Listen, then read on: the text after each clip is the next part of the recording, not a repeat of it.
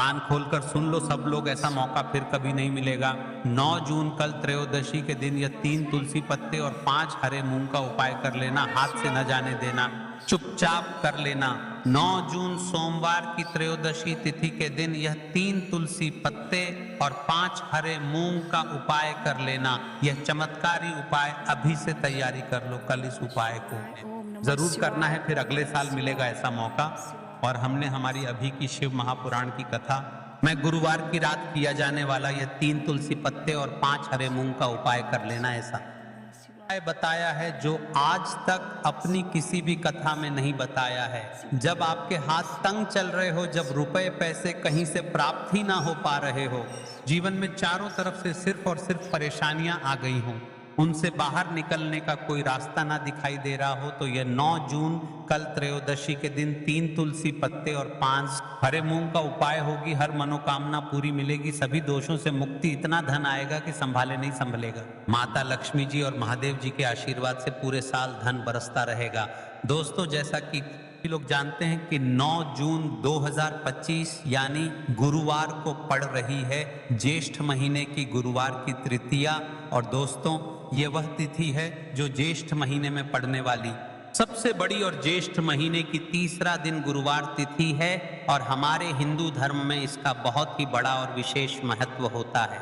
सबसे पहले आपको बता दें कि इसका फल सबको क्यों प्रदान होता है, क्योंकि यह विशेष फल बहुत मुश्किल से आते हैं और बहुत कम आते हैं, क्योंकि सोमवार की त्रयोदशी तिथि, और वह भी ज्येष्ठ महीने की सोमवार की त्रयोदशी तिथि है। पूज्य गुरु जी ने कहा है कभी भी मौका लग जाए और ज्येष्ठ महीने की सोमवार की त्रयोदशी तिथि को पड़ जाए तो आप लोगों को सिर्फ और सिर्फ यह 3 तुलसी पत्ते और 5 हरे मूंग का उपाय, क्योंकि इन दोनों तिथियों का संयोग बहुत ही कम आता है। इसी के साथ दोस्तों, जब भी ज्येष्ठ महीने की सोमवार की त्रयोदशी तिथि पड़े तो आप लोगों को यह 3 तुलसी पत्ते और 5 हरे मूंग का उपाय कर लेना। यह उपाय इतना खास है कि अगर आपने सही मुहूर्त पर सही क्रिया अनुसार तुलसी की सूखी लकड़ी और 3 तुलसी पत्ते और 5 हरे मूंग का कर लिया, जो प्राचीन काल के समय का महा उपाय है, तो मान के चलिए दोस्तों, महादेव जी के आशीर्वाद से आपके जीवन का कितना ही बड़ा दुख हो, उससे आपको मुक्ति मिल जाएगी।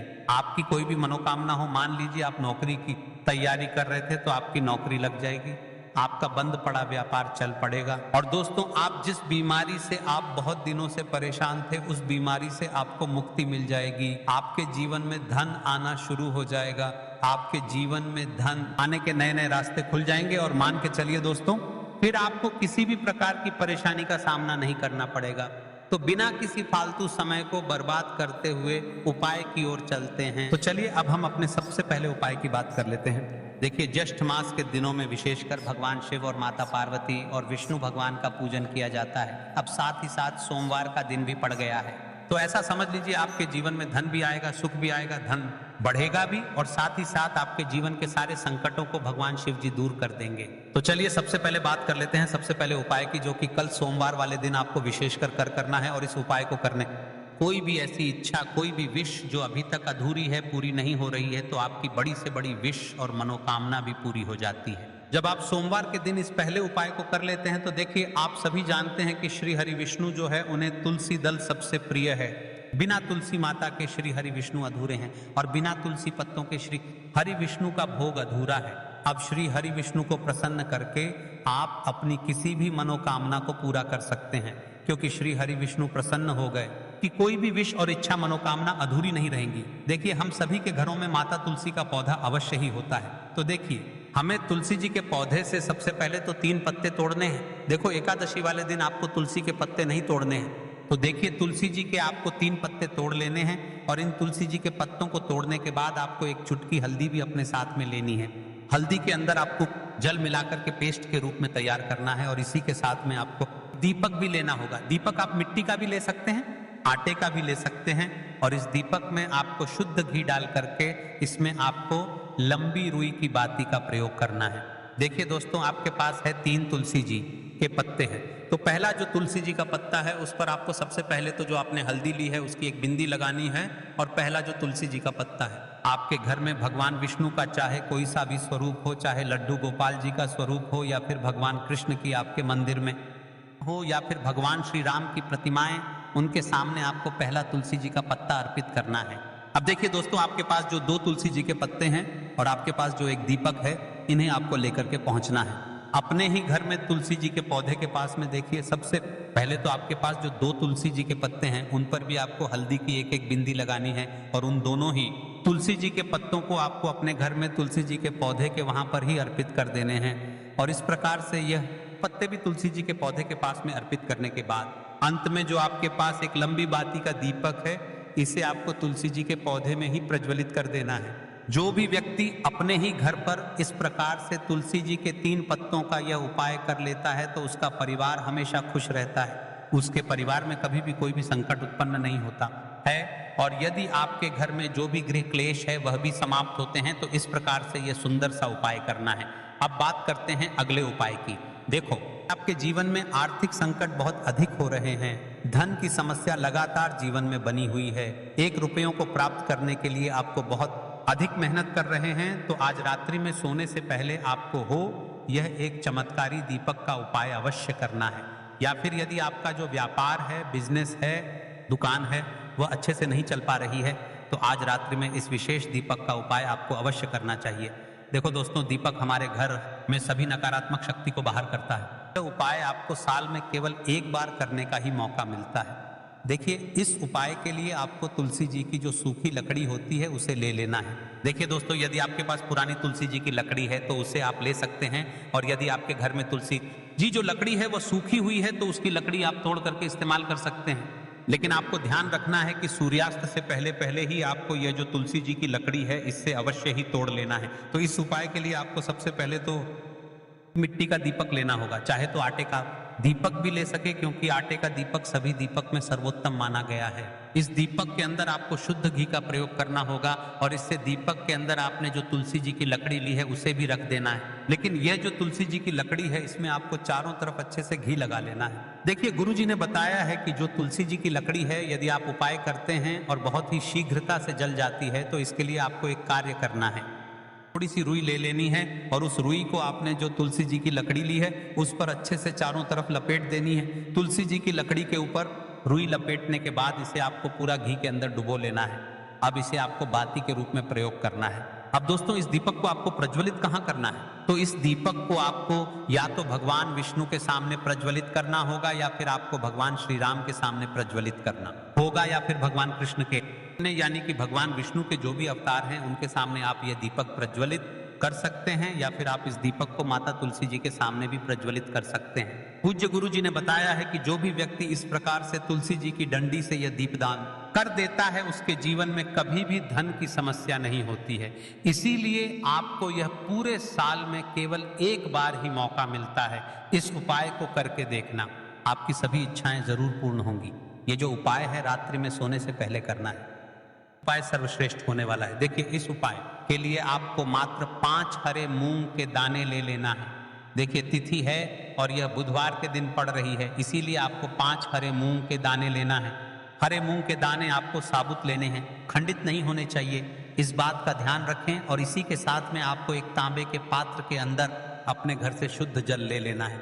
अब दोस्तों, इन सभी सामग्रियों को लेकर के आपको सीधे पहुंच जाना है भगवान शिव के मंदिर में देखिए, इस उपाय को भी आप सुबह भी कर सकते हैं और शाम के समय में भी कर सकते हैं। देखिए, भगवान शिव के मंदिर में पहुंचने के बाद आपके पास जो 5 हरे मूंग हैं उनमें से पहला जो हरा मूंग है आपको शिवलिंग के सामने जो नंदी महाराज होते हैं और उनका जो पैर उठा हुआ होता है वहां पर आपको पहला हरा मूंग समर्पित कर देना है और आपको ओम नमः शिवाय इस मंत्र का जाप कर लेना है। फिर आपको दूसरा हरा मूंग लेना है और शिवलिंग पर जो श्री गणेश स्थान होता है वहां पर आपको यह दूसरा हरा मूंग समर्पित कर देना है, यानी कि शिवलिंग के सीधे तरफ आपको यह दूसरा हरा मूंग समर्पित करना है। और फिर आपको ओम नमः शिवाय या फिर श्री गणेशाय नमः इस मंत्र का जाप कर लेना है। तीसरा हरा मूंग का दान आपको भगवान शिव की सबसे प्रिय पुत्री माता अशोक सुंदरी वाले स्थान पर समर्पित करना होगा। शिवलिंग की जो जलाधारी होती है, जहां से जल बह के आता है, उसी जलाधारी के बीच में जो कहीं कहीं उठी हुई लाइन होती है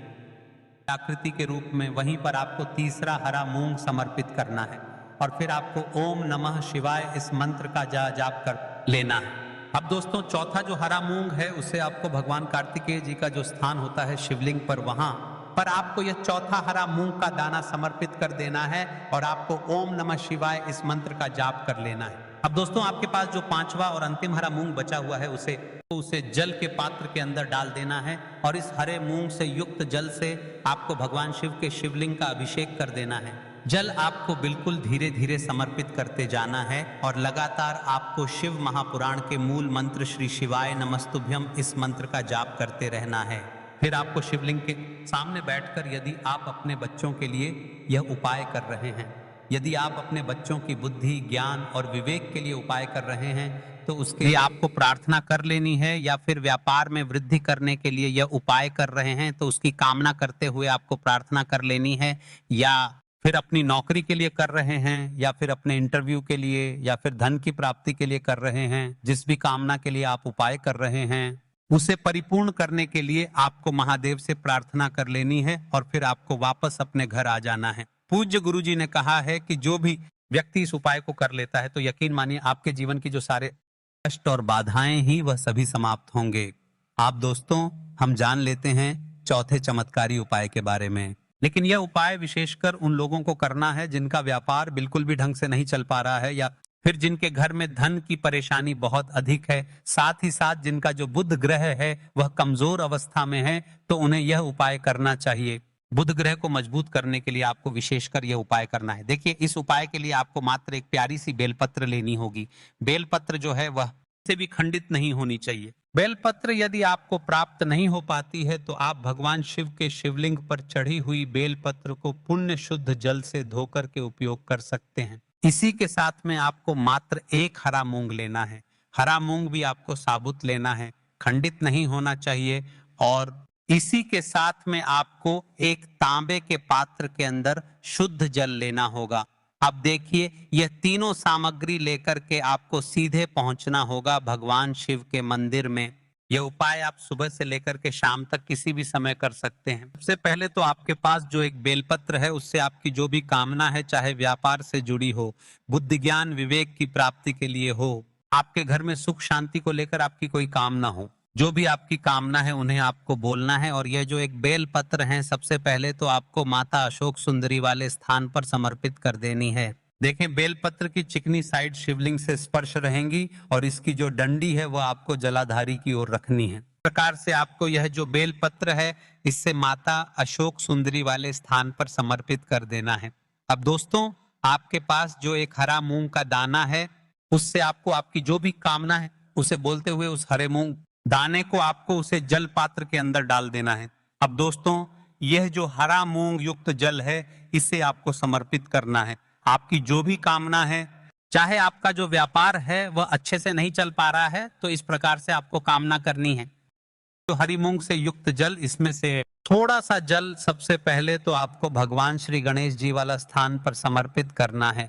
फिर थोड़ा सा जल आपको माता अशोक सुंदरी वाले स्थान पर समर्पित करना है। और फिर जो अंत में थोड़ा सा जल और बचेगा उसे पूरा आपको भगवान शिव के शिवलिंग पर धीरे धीरे अर्पित कर देना है। श्री शिवाय नमस्तुभ्यम इस मंत्र का जाप करते हुए। तो इस प्रकार से आपको थोड़ा थोड़ा जल समर्पित करना है। जल आपको भगवान गणेश जी वाले स्थान पर, फिर माता अशोक सुंदरी वाले स्थान पर, फिर अंत में भगवान शिव के शिवलिंग पर अर्पित कर देना है। आपकी जो भी समस्या होगी वह विघ्नहर्ता आपकी समस्या को समाप्त जरूर करेंगे। अब हम बात कर लेते हैं तीसरे उपाय की। इसके लिए आपको लेना है 11 चावल के दाने। गुरुजी ने कहा है चावल के दाने खंडित नहीं लेने हैं, बिल्कुल साबुत होने चाहिए। उसके साथ में आपको लेना है एक बेलपत्र। बेलपत्र का भी एक नियम है, आपके पास बेलपत्र नहीं है तो आप शिवलिंग से उठाकर उसको पुनः शुद्ध जल से धोकर इस्तेमाल कर सकते हैं। इस प्रकार आपको बेलपत्र लेना है। इसके बाद आपको एक लोटा जल लेना है। अब ये सब सामग्री लेकर आपको जाना है महादेव के मंदिर में। देखो अब आपको उत्तर साइड में खड़े हो जाना है और सबसे पहले आपको एक बेलपत्र अपने हाथ पर और 11 चावल दाने रखकर शिवलिंग के ऊपर अपना नाम और गोत्र बोलते हुए समर्पित कर देना है और ओम नमः शिवाय श्री शिवाय नमस्तुभ्यम का लगातार जाप करना है। आपको जो एक लोटा जल साथ में लेकर आए थे उसे धीरे धीरे बेलपत्र और चावल दाने के ठीक ऊपर आपको समर्पित करते जाना है और शिव पुराण के मूल मंत्र श्री शिवाय नमस्तुभ्यम का 11 बार जाप करना है और अपनी मनोकामना बोलते जाना है। देखो बस छोटा सा उपाय करना है, देखना एक दिन आपके सब काम बनने लग जाएंगे। गुरु जी का बहुत ही विशेष उपाय है। चलते हैं तीसरे उपाय की को लेना है, एक गोल बाती का दीपक। आप चाहे तो मिट्टी का ले सकते हैं या फिर घर से शुद्ध आटा मढ़कर उसका दीपक आप तैयार कर सकते हैं। बाद आपको लेना है शुद्ध गाय का घी। अगर वह नहीं है तो कोई भी देसी घी इस्तेमाल कर सकते हैं, जिससे आपको दीपक प्रज्वलित करना है। देखो अब यह सब सामग्री लेकर आपको जाना है। प्रदोष काल में आपके घर पर तुलसी जी के घेरे के पास में देखो यह उपाय तो आपको अवश्य करना है। देखो वहां पहुंचकर सबसे पहले वह दीपक आपको प्रज्वलित कर देना है और ओम नमो भगवते वासुदेवाय नमः का 11 बार जाप करना है। उसके बाद आपको अपने सीधे हाथ में थोड़ी हल्दी लेकर उस दीपक में अपना नाम और बोलते हुए डाल देना है। उसके बाद माता लक्ष्मी से आपको प्रार्थना करना है कि हे महालक्ष्मी हमारी सभी दुख तकलीफों को दूर करो, हे महादेव हमारे सब दुख कष्टों को खत्म करो।